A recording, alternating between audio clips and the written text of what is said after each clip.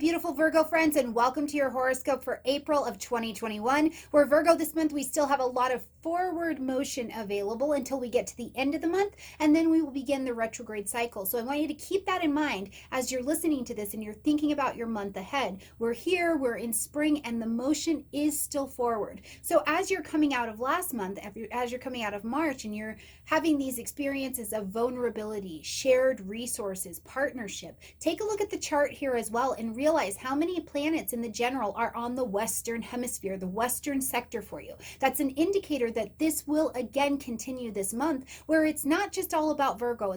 This is not your hustler time to like push and move forward.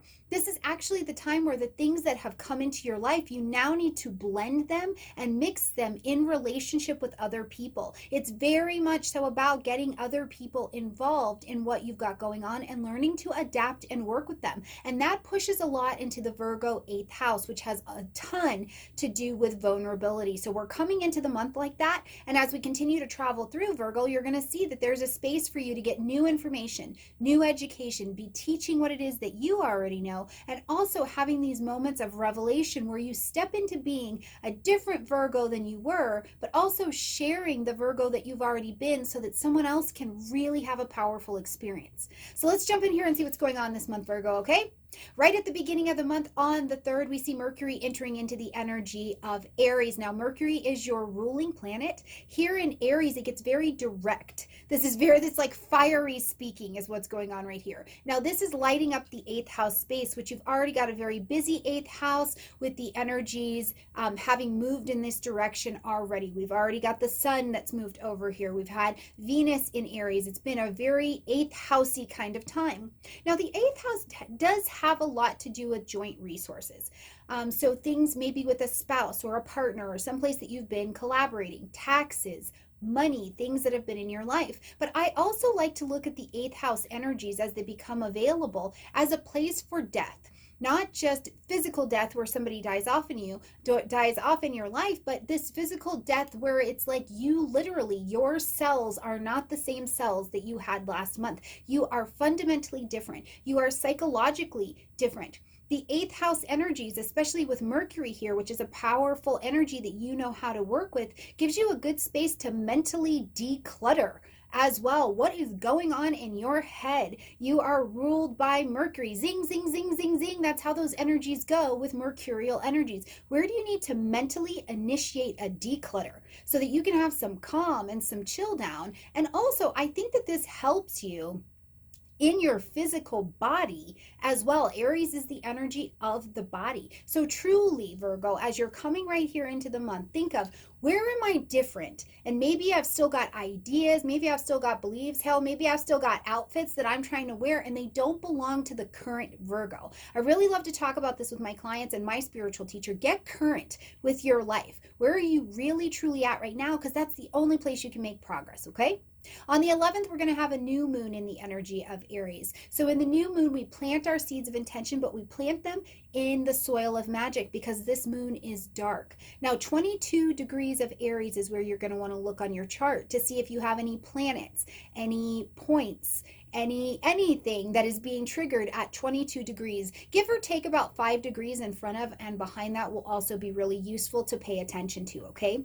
Now, this particular moon, while you are planting your seed of intention to take something new, bring it forward, have a different experience, maybe even just fresh sacred eyes at looking at the same old thing, this moon is square to Pluto. Now, I think this is really important to highlight at this moon because it's almost as if the moon says, yes, I would love to usher this new thing into your life. But first, you have to see what behaviors you have that are quite destructive. They're actually standing in the way. They need an evolution if we're going to have this newness that you're requesting. So I really kind of like this moon because it puts the ball back in our court and it says, hey, what's going on here? And it usually makes it very evident what is going on, even at a psychological level, that we're continuing to hold on to, that we're continuing. It's like too much Virgo. Where is there too much Virgo and there needs to be more of a collaborative idea? Take a look at that this month. I think that's a really important discernment to make this month.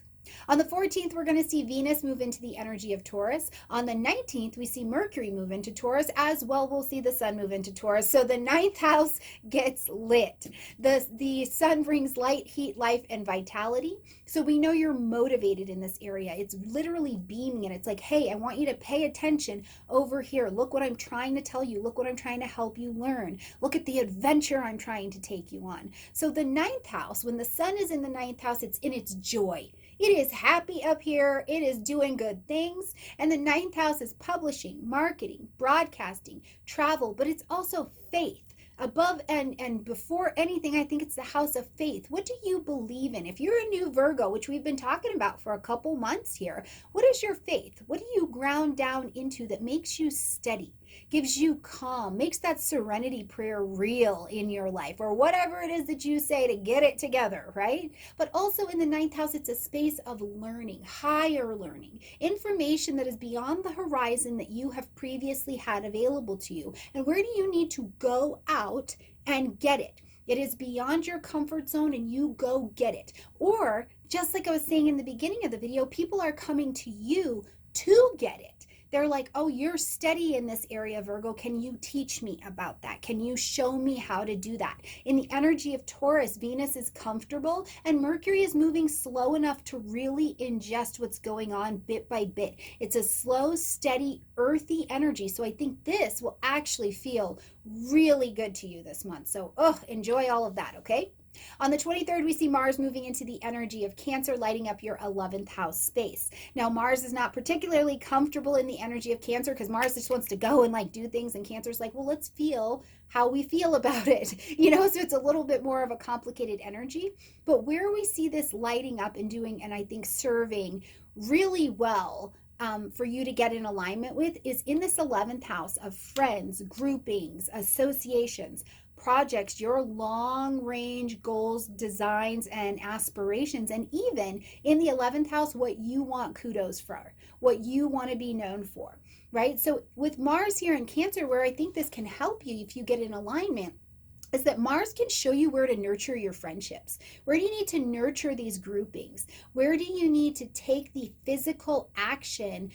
Because remember, Cancer is a cardinal energy. So you do need to start. You're going to need to move towards this energy. Where do you need to bring the nurturing that is outside of just Virgo, but also is about what Virgo brings to the whole? And this is where I think maybe you're doing a lot of teaching and learning in a very collaborative fashion this month as well. And because Mars is in fall in Cancer, I will tell you, if you're going about something this month, Virgo, where you want to be the best Cancer ever, you want to be the best nurturer, you want to be the best whatever, because the 11th house, you do want to be known. If you're doing it in a way that actually pushes people out instead of brings them together, I think you'll actually see the raw side of Mars where it's just conflict after conflict. And if that's something that you're experiencing, you're just learning, just know that, but realize that's maybe what you're running into is like, I need to adjust my strategy, Mars, at how I'm going to deliver this nurturing and protection with my friends or my long range goals, okay? On the 26th, we see a full moon happening in the energy of Scorpio at 7 degrees. This is going to light up your third house space. So the full moon says something needs to be ended, acknowledged, or adjusted. So in the area of the third house, siblings, communication, studying, websites, writing, anything you're doing where there's a lot of detailed learning or networking going on, this Scorpio energy is getting to the root of it. Are you talking enough? Are you sharing enough? Or are you keeping things? Because Virgo, look, I'm a Virgo rising. I'm like, I'll just keep it right up here, nice and safe. And that is actually going to be the thing that works against that Mercury and Aries energy, right? That you experienced at the beginning of the month, that'll actually keep you spinning instead of having some of the chill. Also, I think that Scorpio here gets to the bottom of conversations. If there's a thing you've been needing to say for a while, or a conversation or a deepening, it doesn't have to be negative. If there's a deepening of conversation, the adjustment will be made here. But remember, as you listen to the horoscope, as this moon is coming around to stimulate you, you really want to find 7 degrees of Scorpio on your own chart. Where is this activating you? Because then it'll show you where it's trying to pull the conversation or the learning or the contracts or the negotiations from, okay? As we close out this month, we're going to see Pluto taking its retrograde at 26 degrees of Capricorn. Now, you've already seen it.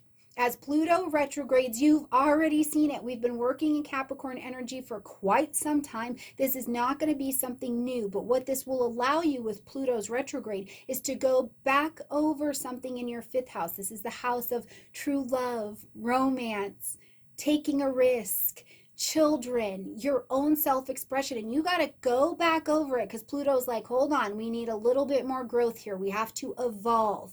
We have to recognize this for what it is. We have to have the hard conversations. There has to be a little bit of surrender in this area so that we can really live, so that you can go from, that caterpillar stage where maybe you have this cool thing in your life and now you're going to become the butterfly and you learn to work with it and really have it. I also do think for some people, if this is about children in your life, you're just going back over things with children. Maybe they are in a learning time or a growing time as well. But whatever it is, just know that this cross-examination that comes back from Pluto is something that you've already seen, but now you're available to make the adjustment and grow into what's next, okay?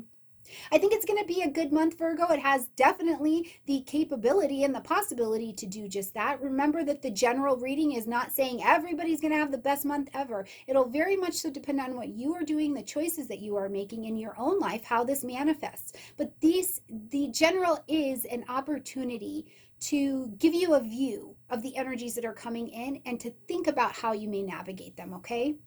All right, my beautiful friends, like this video, comment, share, subscribe. I love you a ton, and I look forward to seeing you next month. Bye, everyone.